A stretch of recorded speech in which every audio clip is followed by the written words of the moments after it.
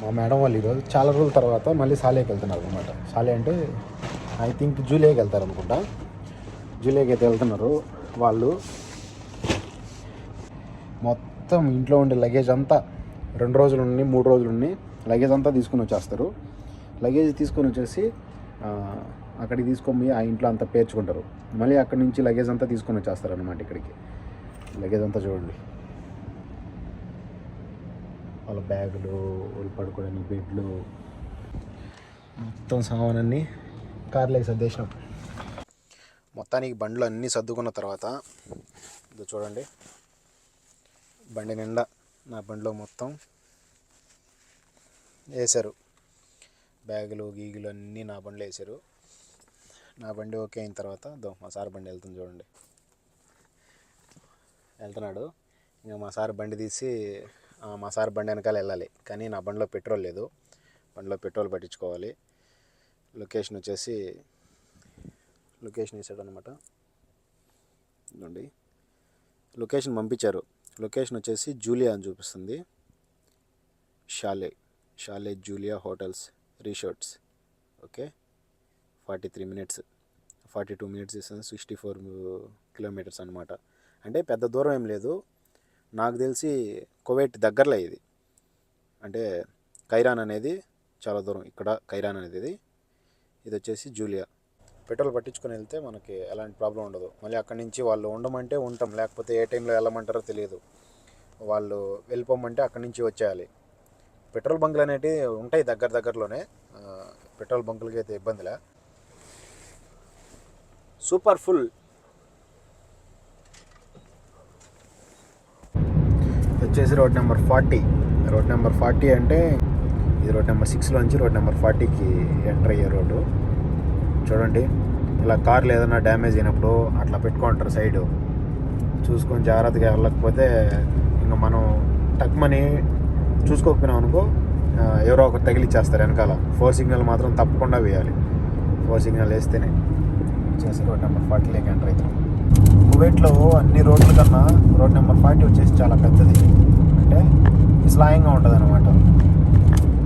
Starting Kuwait city starting నుంచి ending వరకు కూడా 4 రోడ్లు ఖచ్చితంగా ఉంటాయి. గమ్యానికి అయితే చేరేసినాము. ఇక్కడ నుంచి మెయిన్ గేట్ అయితే ఉంటుంది. అక్కడ లోపలికి ఎంటర్ అవ్వాలంటే సార్ వాళ్ళు బుక్ చేసుకున్న రిసార్ట్ నెంబర్ అయితే చెప్పాలన్నమాట. ఆ రిసార్ట్ నెంబర్ వచ్చేసి 606 అని చెప్పాడు. లోపలికి అయితే ఎంటర్ అయ్యి 606 నెంబర్ దగ్గరికి అయితే రమ్మని చెప్పాడు నన్ను. ఇక్కడ నేను చాలాసార్లు వచ్చాను ఇక్కడికి. ఖచ్చితంగా మనకి మొత్తం చెక్ చేసి అసలు మనం ఎందుకు లోపలికి వెళ్తున్నాం అనేది వాళ్ళు అడిగి రాసుకొని ఆ తర్వాత మన దగ్గర ఉండే ఒక ఐడి అయితే ప్రూఫ్ తీసుకుంటారు అనమాట. సో ఐడి ప్రూఫ్ తీసుకొని ఆ తర్వాత లోపలికి ఎంటర్ చేస్తారు డ్రైవర్లను అయితే. మామూలుగా రిసార్ట్స్ బుక్ చేసుకున్న వాళ్ళని అయితే నార్మల్గానే ఎంటర్ చేసేస్తారు వాళ్ళు నెంబర్ చెప్తే.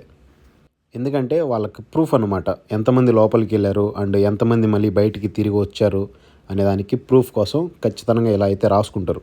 ఇక్కడ వర్క్ చేసే వాళ్ళు మాత్రం వాళ్ళ రూల్స్ వాళ్ళు తప్పకుండా పాటిస్తారు. ఎందుకంటే ఏది వాళ్ళ మీదకి రాకుండా, అంటే లోపల ఏదన్నా జరగచ్చు, ఒకవేళ అలాంటి తప్పులు జరిగినప్పుడు లేదు ఎవరన్నా చనిపోయినప్పుడు వీళ్ళు అనేటి ప్రూఫ్స్ రాసి పెట్టుకుంటే ఎవరెవరు లోపలికి వెళ్ళారు బయటికి వెళ్ళారా లేదా అనేది వాళ్ళకు ఒక క్లారిటీ అనేది ఉంటుంది. వాళ్ళు అన్నీ చెక్ చేసుకుని లోపలికి ఎంటర్ చేస్తారు. లేకపోతే లోపలికి మాత్రం ఖచ్చితంగా ఎంటర్ చేయరు. నా లైసెన్స్ తీసుకుని అయితే నన్ను లోపలికి ఎంటర్ చేశాడు.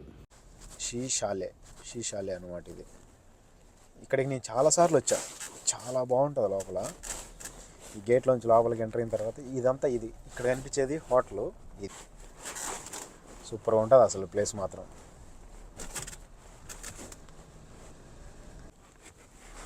ఒక్కొక్క దానికి ఒక్కొక్క నెంబర్ ఉంటుంది.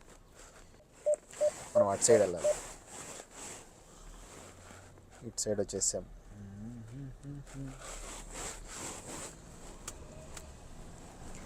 అటు సైడ్ ఉంటుంది. రైట్ తీసేసుకున్నా నేను. లెఫ్ట్ తీసుకోవాలి.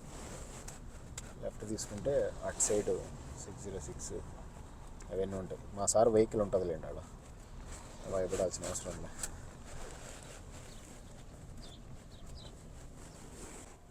ఇక్కడ ఈ సైకిళ్ళు ఇవన్నీ స్పోర్ట్స్ పిల్లలకి ఇక్కడే వీటికి రెంట్లకి ఇస్తారనమాట.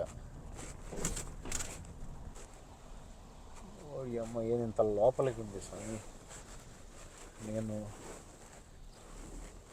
606 మా సార్ వెహికల్ ఆ లగేజ్ అంతా దించేసి ఇట్లా బయటకు వచ్చామన్నమాట చూద్దామని చెప్పేసి. మీకు కూడా చూపిద్దాము ఇట్లా బీచ్ సైడ్ ఎట్లా ఉంటుంది ఏంటి అనేది ఒకసారి చూడండి మీరు కూడా. ఇక్కడ కనిపించేది వచ్చేసి వీళ్ళు బర్త్డే ఫంక్షన్లు అట్లాంటివి చేసుకుంటారు. లేదంటే ఈవినింగ్ టైంలో ఎవరైనా పాట కచేరీలు లేదంటే డీజేలు ఇంకొంచెం ఫంక్షన్ లాగా చేసుకునేదానికి ఇక్కడికి పిలిపించి మధ్యలో వాళ్ళందరూ డ్యాన్స్లు వేస్తూ ఉంటే వీళ్ళందరూ తాగుతా అక్కడ సీట్లలో కూర్చొని సోఫా సీట్లలో బాగా ఎంజాయ్ చేస్తారనమాట.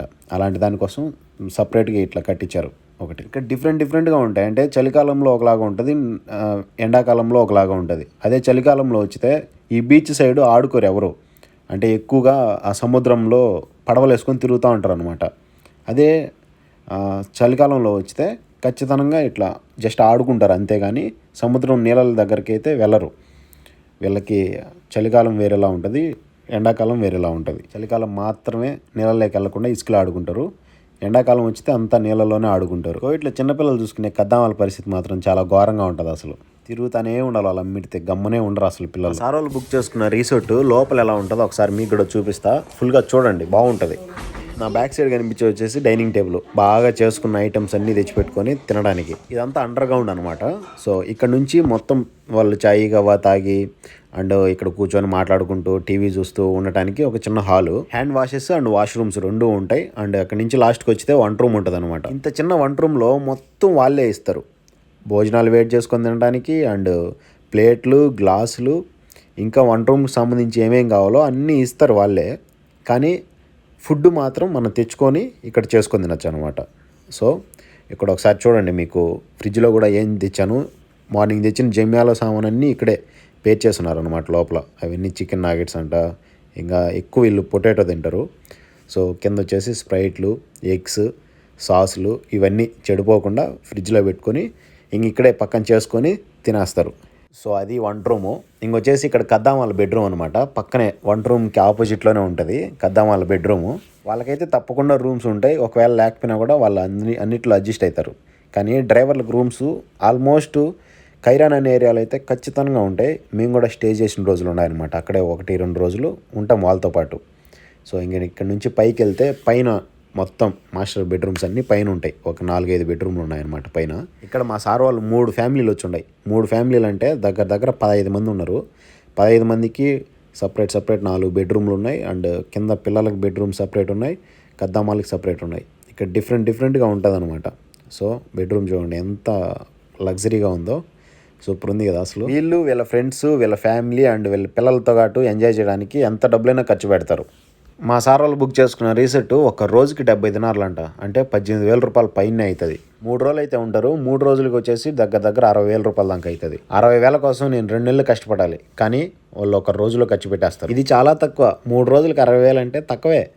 ఒకే రోజులో లక్షల రూపాయలు ఖర్చు పెట్టిన రోజులు నేను చాలా చూసిన. సో ఇక్కడ చాలామంది డ్రైవర్లు వాళ్ళు పెట్టే ఖర్చును చూస్తూనే ఉంటారు. ఎందుకంటే మన చేతుల మీదగానే ఖర్చు అంతా వెళ్తుంది అనమాట. మొత్తానికి గేట్ దగ్గర ఉన్న లైసెన్స్ తీసుకొని ఇంటికి వెళ్ళిపోమన్నాడు. సో వెళ్తున్నా.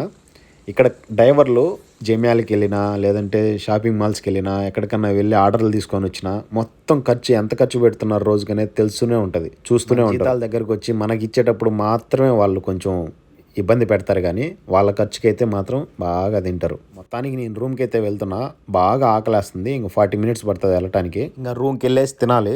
సో రిసార్ట్ ఎలా ఉంటుందో, మా కష్టాలు ఎలా ఉంటాయి చూసారు కదా. మంది లాస్ట్ వరకు చూసారో ఖచ్చితంగా కామెంట్ చేయండి, నాకు తెలుసు. వీడియో నచ్చుంటే ప్లీజ్ లైక్ చేసి సబ్స్క్రైబ్ చేయండి.